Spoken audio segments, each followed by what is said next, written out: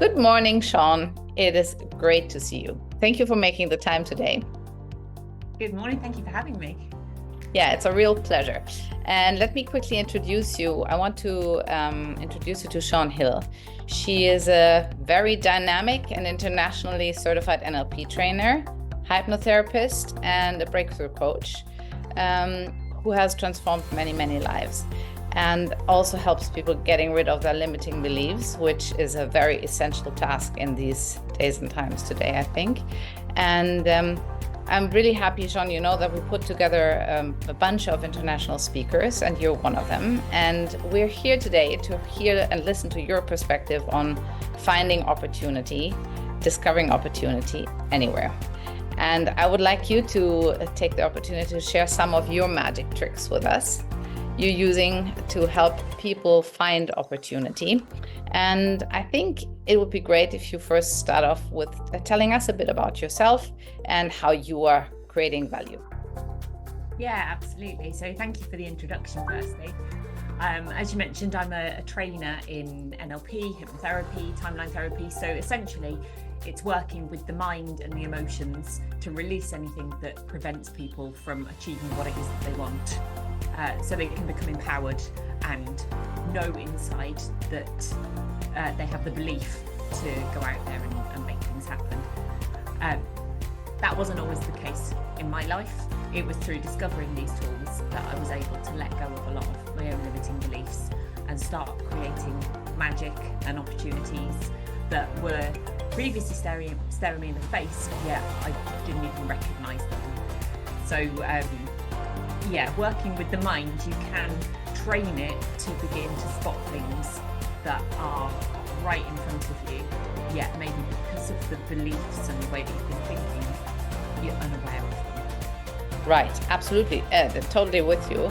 Sometimes we just pass opportunities, right? So it would be interesting to hear your perspective on what are the key factors, which contribute actually to finding these hidden gems.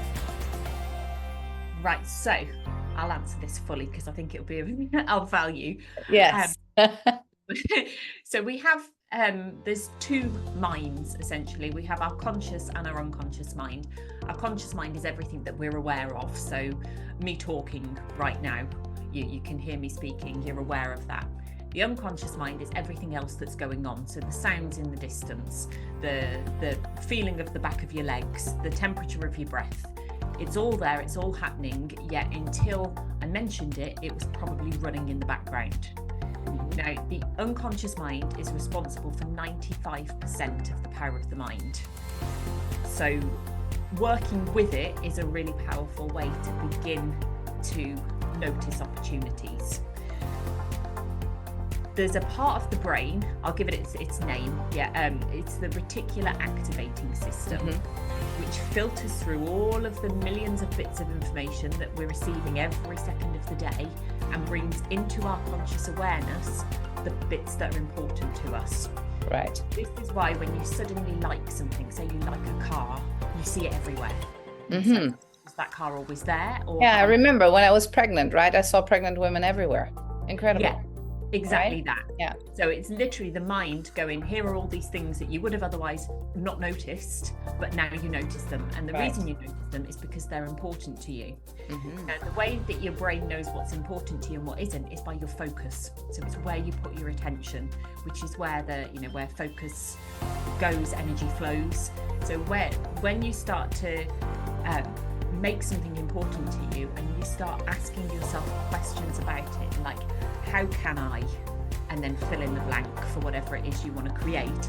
Your mind is going to know that that's important, and your unconscious mind is going to start looking for those things outside of you. And when they go past, when you're driving in your car, when you're watching TV, your mind is kind of going to go, yoo-hoo, over here, and you'll bring it into your conscious awareness. Aha, there's that thing that I was just thinking about.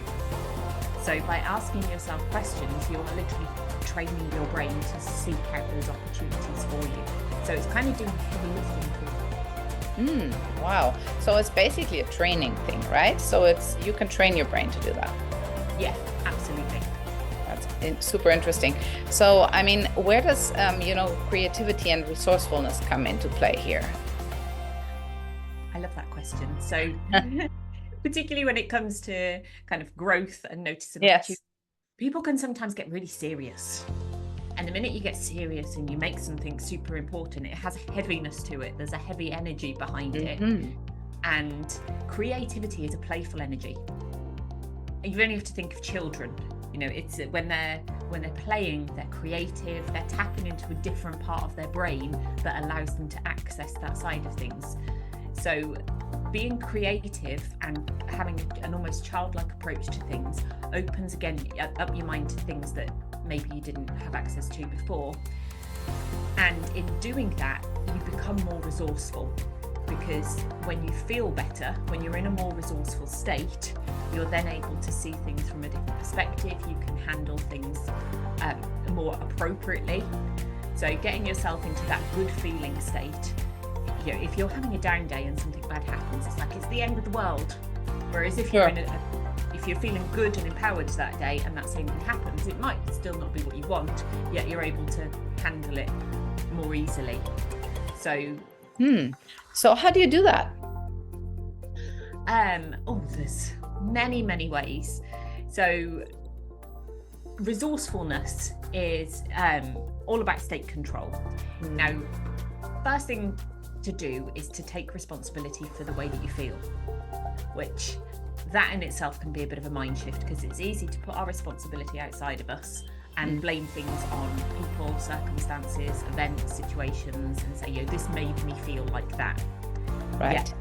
Yet, the truth is, and it can be a tough pill to swallow, that nobody can make us feel anything.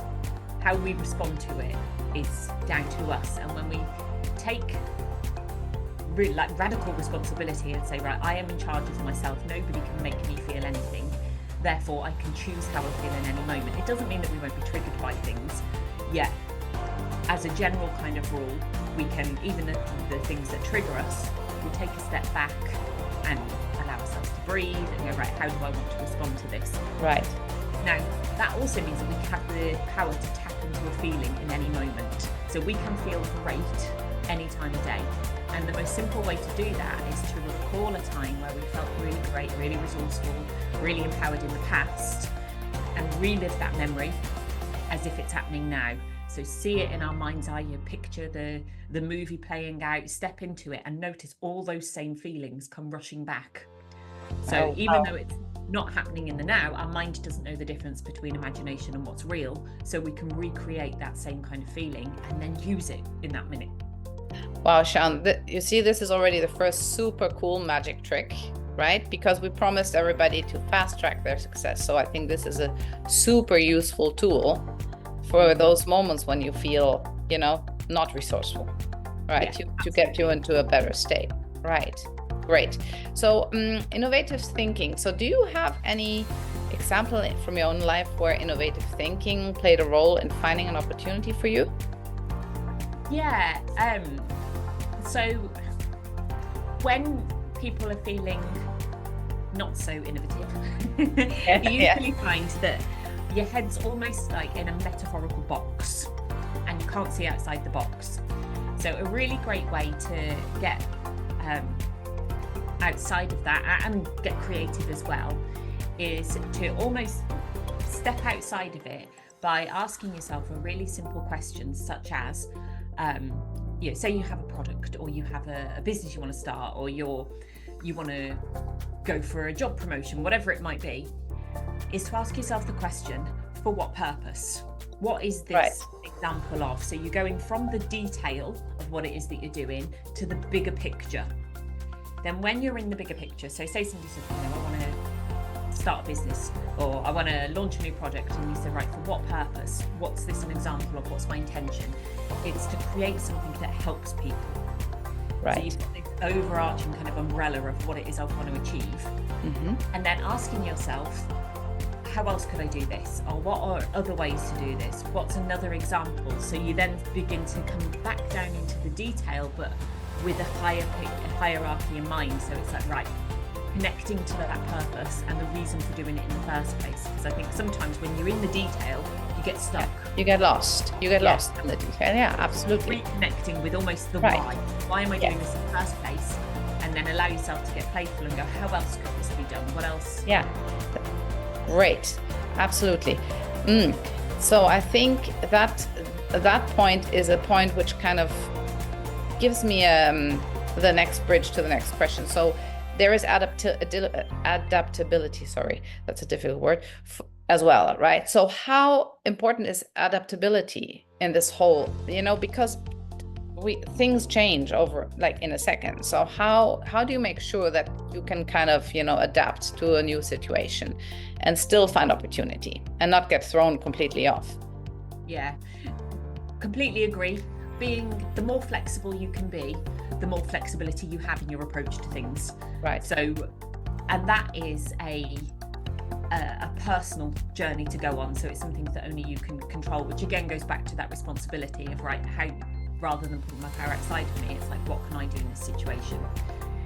I'll give you a really practical tool that you can use. So again, when things start to change and it's like, oh, how do I handle this?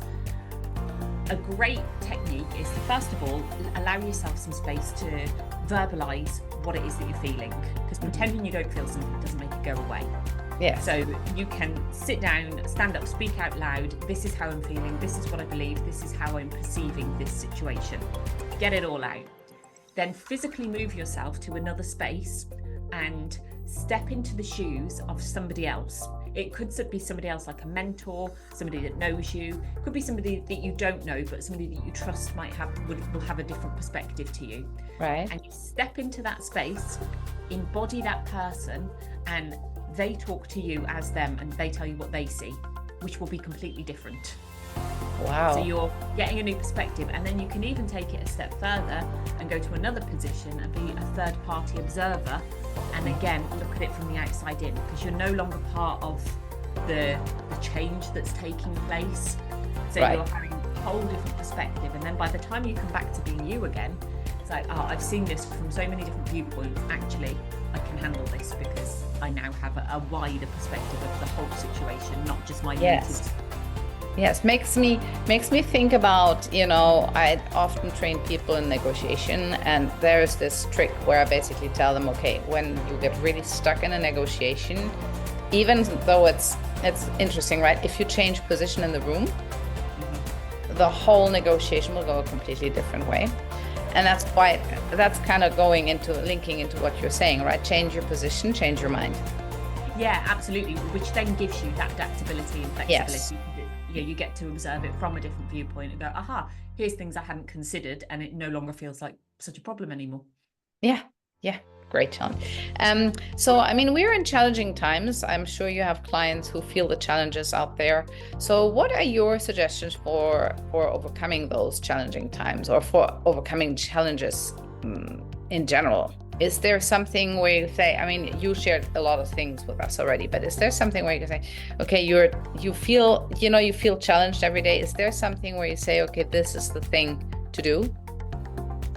Yeah, there's many things. In an ideal world, I say wherever possible, work with somebody that can support you through it. You don't have to go through things alone. There can sometimes be I'll prove it to myself.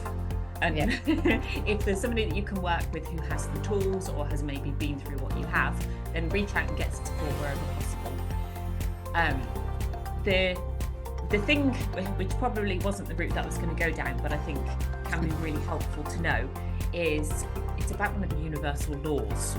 So I'm going to go a little bit woo on this. Yeah. So there's one of the universal laws is the law of gravity. So everybody knows about gravity, and we work with it.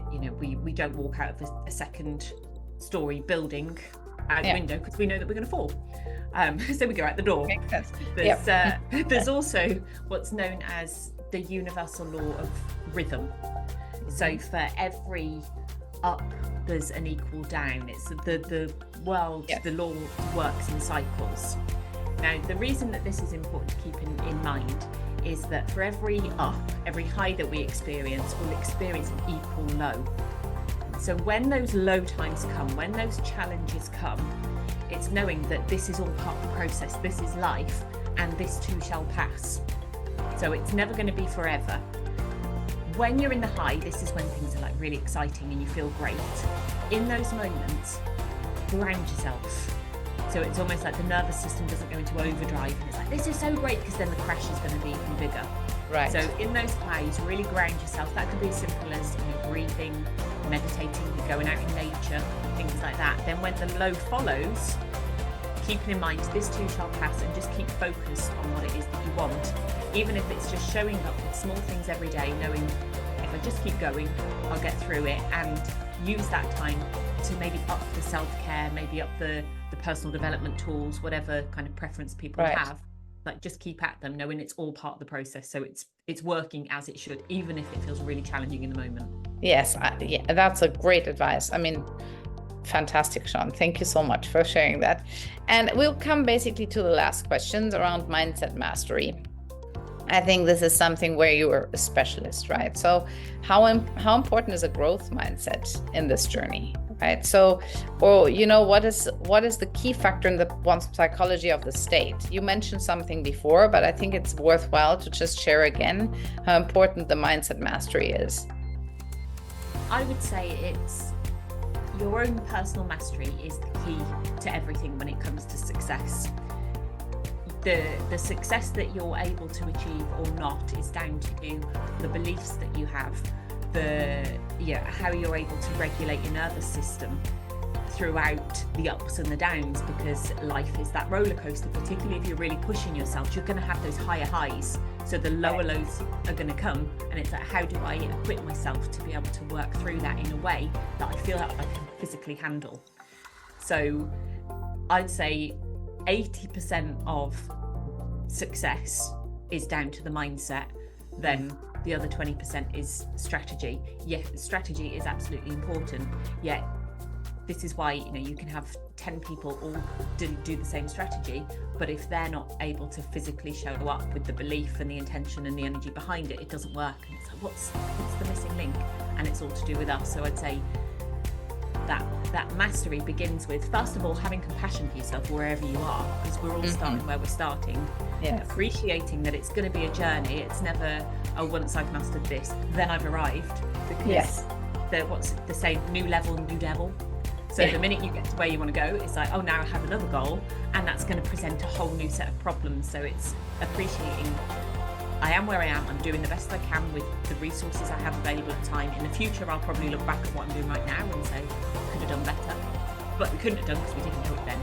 So it's, we learn through experiences. So it's using the world and our experiences as feedback, as a lesson to say, right, what have I learned from this? There's never any mistakes, and what do I need to improve on if I want to keep growing? So the whole growth mindset it's a journey. It's never ending, and treating it as that. How can I enjoy this? Right. Make it an enjoyable ride, right? Rather than another piece you have to work through. You're talking a lot about balancing the nervous system. So what is the trick of doing that? Do you have one thing which you will say is your favorite thing to balance the nervous system? Yeah, there again, many tools for this. A lot of the nervous system, the nervous system is controlled by the unconscious mind. So that 95%, our unconscious mind runs the body. So our heart beats, our blood pumps, and all of our memories, all of our emotions from the past are stored within the body. So, there's a lot of baggage that can be released through emotional release, which helps people feel more stable in the now. Otherwise, things like breath work. So even just taking a few minutes of becoming aware of the breath. If you find yourself in a state of panic or anxiety, kind of calming the nervous system through taking longer exhales out, which activates the parasympathetic nervous system, which is the rest or digest. Yeah.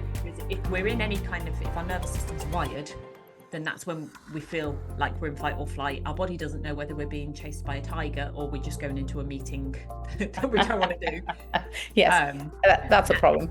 Yes. Yeah, and one of the first things that go when in that panic state is the breath. It becomes shallow, and so just by taking a few moments to reconnect with your breath and take some deeper, slower, longer breaths will help. It won't necessarily deal with the root cause, but sometimes we're in the moment and it's like, I'm doing this in 5 minutes. And then that ties back into the mindset mastery, right? So getting yourself out of a state into a better state. Yes. Yeah, absolutely. Right. So it leads me to the very last question. Thank you so much, Sian, for your time. How do you personally recognize that magic is happening? How do you personally recognize that? The small wins every day. I think there can be a kind of an idea of the magic is the big moments. You have a big breakthrough or land a big client or whatever, whatever somebody's version of those big moments are. And they are wonderful. Yet I think looking for the magic in everyday moments, the great conversation that you had that maybe you would have been nervous about in the past, the client that maybe bought a low cost product, it's just small things every day. I had an email today where usually in the past I would have felt panicked about, but today I recognized that I felt more stable. And the more you can recognize those small magic moments where you have grown, you've responded differently, people have responded differently to you, that's the compound effect that adds up over time. And that's when you look back and realize, oh my gosh, it's been 12 months and I've completely changed and I didn't even realize. Yes. So what you're saying is the magic is in the detail, right? And in the detail of recognizing, because we keep going, and we don't stop to actually recognize magic. Yeah, it's easy to almost wash over, dismiss the small everyday bits, thinking, oh, that's not a big thing. So actually, those small things make up the big things. So celebrate them, celebrate everything that is a step towards what it is that you want to achieve. Thank you so much, Sian. And that's a great message to everybody who's listening to the summit. So I really so much appreciate you. And you have created massive value and shown us some fantastic fast track tricks, right? To get us really going in discovering opportunities. So thank you so much, Sian. And thanks for having me. Yeah, it was great. And we'll speak soon. Thank you so much for everything.